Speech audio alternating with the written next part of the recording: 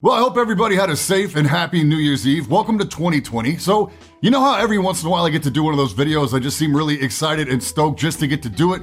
This is definitely one of those. See, I've been a Gigabyte fan since way back. I've lost track of how many Gigabyte motherboards I've had in my systems over the years, and AMD has been on fire lately. So when Gigabyte AORUS and AMD reached out and asked if I wanted to do a Ryzen 9 build with the 5700 XT for the channel, I would have been an idiot to say no. So that's exactly what we're gonna do today.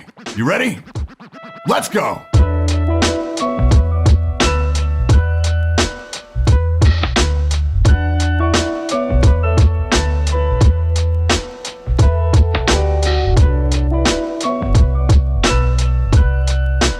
Yo, I'm Brian P. You're watching BadSeed Tech, and today I'm in the very fortunate position of getting to build a new rig courtesy of Gigabyte AORUS and AMD. Everything today will be going in the Gigabyte C200 glass mid ATX case. We've got an X570 AORUS master motherboard.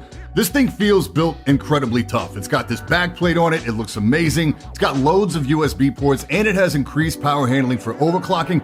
Though I'm not sure how far we're gonna go down that path today, as AMD overclocking is completely foreign to me at this point. I'm going with the Ryzen 3900X, so we're getting 12 cores and 24 threads of performance. Now, would I have happily accepted a 3950X?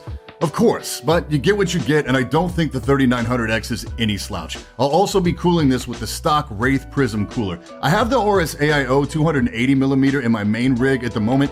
I may move that over to this machine at some point, but I know that this case is going to be too restrictive height-wise for a larger tower cooler like a Noctua. The GPU today is the Gigabyte AMD 5700 XT Gaming OC 8GB. This is a long boy. It's a 3-fan cooler. Seems to be pretty well reviewed from what I've seen too. This is also my first AMD GPU in years, so this I'm pretty excited about. Memory is the extremely attractive AORUS RGB memory. I mean, man, if I was single, I would tear that out. You've probably seen these because if you have smaller kids, you get like an extra dummy stick to fill the gaps, which is brilliant.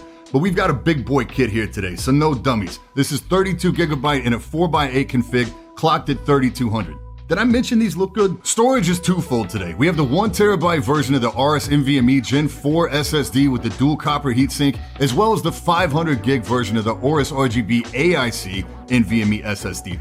Both of these are PCIe Gen 4 and are using the 3D TLC BiCS3 NAND from Toshiba. The 1TB drive we're using today has higher read and write specs than the 500GB card. The reason why is because that 500GB has reduced read-write specs versus the 1TB version of that card. I've actually had it for a while. This has been in my main rig, and it's what people have been asking about. You sometimes see it in the background on these videos. The little RGB strip, this is it. A lot of guesses about what it was, but I don't think anybody got it. There will also be a dedicated review on this drive coming up pretty quick, so I don't want to get too far into it today. Another note here is that while this AIC NVMe card is absolutely gorgeous, you're only going to be able to control the RGB if you're on the X570 platform. Otherwise, the RGB Fusion software won't see this drive, and instead you'll get the default rainbow wave down the side of the card. Power is coming courtesy of the AORUS P750W. It's 80+, gold rated, modular. It's got nice flat black cables. This is the first time I'm seeing capacitors like this on PSU cables.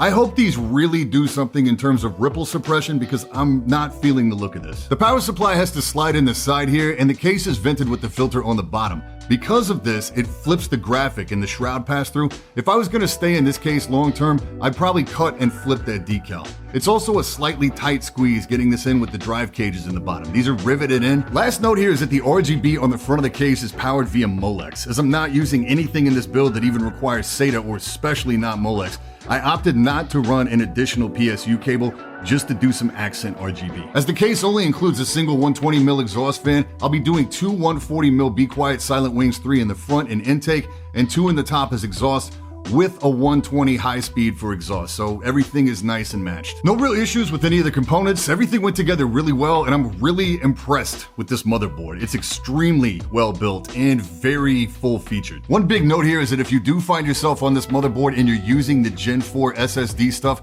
just make sure you've got the BIOS updated to the latest version before you try to install your OS. One thing I really like about this whole build being AORUS is that I only have to have one RGB control software to deal with. with. They've improved the software here versus the early implementation where they had like a parent app and then individual modules, but the biggest advantage is definitely that there are not a handful of different pieces of software vying for control of different RGB components. That's the situation I face with my main rig because I've got stuff from a lot of different manufacturers in there, so it does result in some instability issues from time to time. So it's really nice to have everything under one roof, especially when the overall aesthetic of that hardware looks this good. The software is still a little bit buggy. It's not 100%.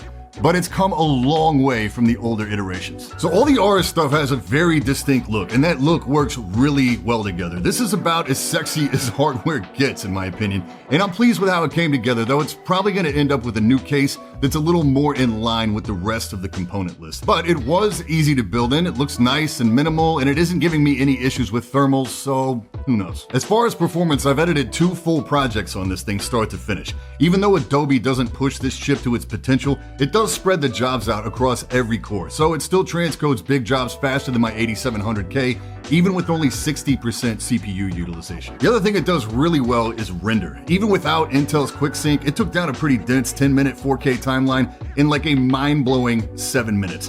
The 3900X is a beast for sure. The only real downside with editing is that it's a pretty well-known thing that Adobe software leans towards NVIDIA, so certain plugins, transitions, timeline scrubbing 4K and full res felt a little sluggish. In terms of gaming, the system was no slouch either. I'm not going to run down a whole host of benchmarks. There's plenty of 5700 XT benchmarks out there, and this particular card looks great.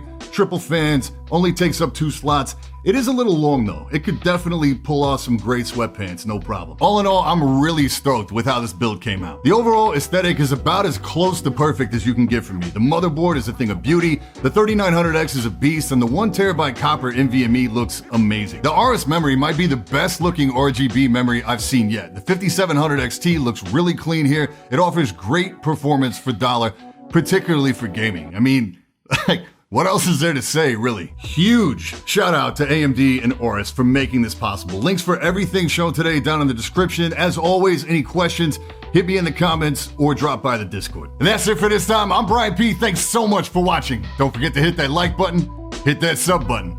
And until next time, stay up.